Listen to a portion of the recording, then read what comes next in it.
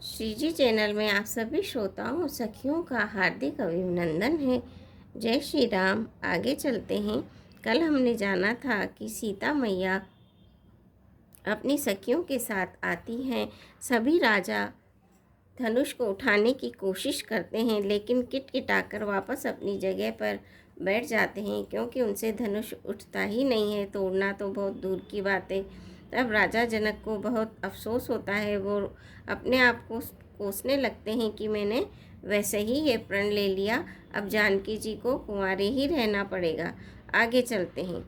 कही न सकत रघुवीर, डर लगे वचन जनुबान, नाई राम पद कमल सिरु, बोले गिरा प्रमाण। श्री रघुवीर जी के डर से कुछ कह तो नहीं सकते, पर जनक जी के वचन उन्हें बाण से लगे। जब न रह सके तब श्री रामचंद्र जी के चरण कमलों में सिर नवाकर वे यथार्थ वचन बोले। रघुवंशियों में कोई भी जहाँ होता है, उस समाज में से वचन कोई नहीं कहता। जैसे अनुचित वचन रघुकुल शिरोमणि श्री राम जी को उपस्थित जानते हुए भी जनक जी ने कहे हैं। हे सूर्य कुल रूपी कमल के सूर्य, सुनिए मैं स्वभाव से कहता हूँ, कुछ अभिमान करके नहीं। यदि आपकी आज्ञा पाऊँ तो मैं ब्रह्मांड को गेंद की तरह उठा लूँ और उसे कच्चे घड़े की तरह फोड़ डालूँ। मैं सुमेरु पर्वत को मूली की तरह तोड़ सकता हूँ। हे भगवान, आपके प्रताप की महिमा से यह बेचारा पुराना धनुष तो कौन चीज़ है। ऐसा जानकर हे नाथ, आज्ञा हो तो कुछ खेल करूँ, उसे भी देखिए। धनुष को कमल की तरह डंडी की तरह चढ़ाकर उसे 100 योजन तक दौड़ा लिए चला जाऊं।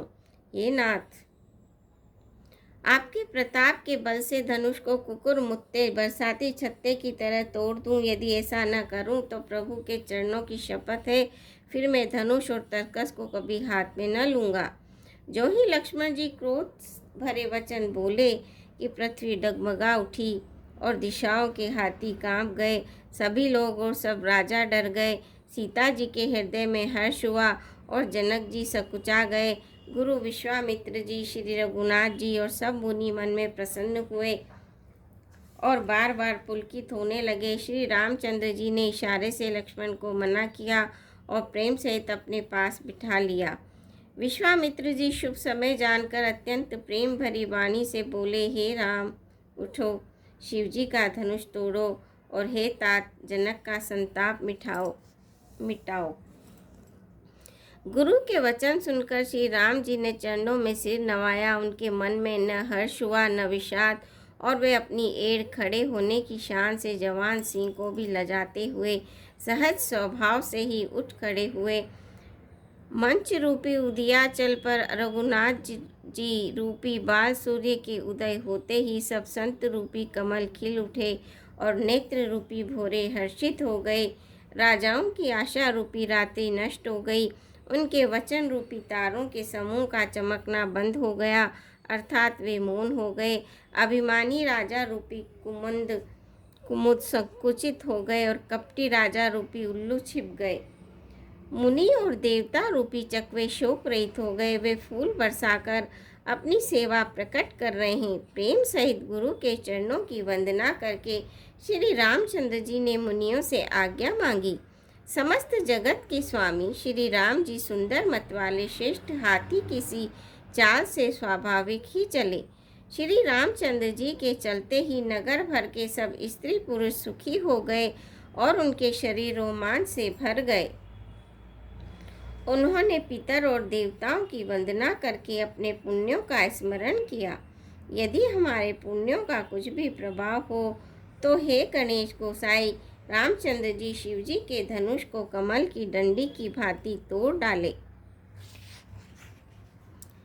श्री रामचंद्र जी को वात्सल्य प्रेम के साथ देखकर और सखियों को समीप बुलाकर सीता जी की माता स्नेहवश विलाप करती हुई सी ये वचन बोली, हे सखी, जो हमारे हितु कहलाते हैं वे सब तमाशा देखने वाले हैं। कोई भी इनके गुरु विश्वामित्र जी को समझाकर नहीं कहता कि ये राम जी बालक हैं। इनके लिए ऐसा हट अच्छा नहीं। जो धनुष रावण और बाण जैसे जग दिग्विजय वीरों की हिलाए न हिल सका, उसे तोड़ने के लिए मुनि विश्वामित्र जी का ये राम जी को आज्ञा देना और राम जी का उसे तोड़ने के लिए चल देना रानी को हट जान पड़ा। इसीलिए वे कहने लगी कि गुरु विश्वामित्र जी को कोई समझाता क्यों नहीं। रावण और बाणासुर ने जिस धनुष को छुआ तक नहीं और सब राजा घमंड करके हार गए, वही धनुष सुकुमार राजकुमार के हाथ में दे रहे हैं। हंस के बच्चे भी कहीं मंदराचल पहाड़ उठा सकते हैं। और तो कोई समझा कर कहे या नहीं, राजा तो बड़े समझदार हैं और ज्ञानी हैं, उन्हें तो गुरु को समझाने की चेष्टा करनी चाहिए थी, परंतु मालूम होता है राजा का भी सारा सियानापन समाप्त हो गया। हे सखी, विधाता की गति कुछ जानने में नहीं आती। यूँ कहकर रानी चुप हो रही। तब एक चतुर राम जी के महत्व को जानने वाली सखी कोमल वाणी से बोली, हे रानी, तेजवान को देखने में छोटा होने पर भी छोटा नहीं गिनना चाहिए। कहाँ घड़े से उत्पन्न होने वाले छोटे से मुनि अगस्त्य और कहाँ अपार समुद्र, किंतु उन्होंने उसे सोख लिया था जिसका सूर्य सारे संसार में छाया हुआ है। सूर्यमंडल देखने में छोटा लगता है, पर उसके उदय होते ही तीनों लोकों का अंधकार भाग जाता है। मंत्र परम लघु जासु बस विधि हरिहर सुरबा सर्व महामत गजराज कहू बस कर अंकुश खरब सियापति रामचंद्र की जय। पवन पुत्र हनुमान की जय।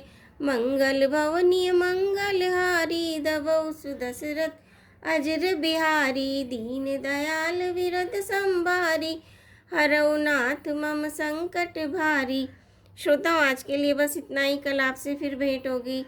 आज्ञा दीजिए और मेरे चैनल को सब्सक्राइब कीजिए। धन्यवाद।